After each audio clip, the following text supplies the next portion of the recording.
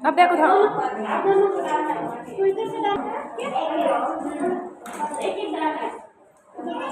अब आप दोनों में से पहले कौन डालता है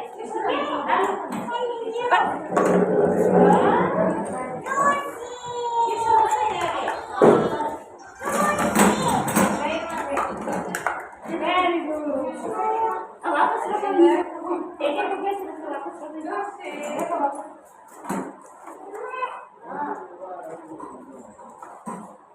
कौन उसका है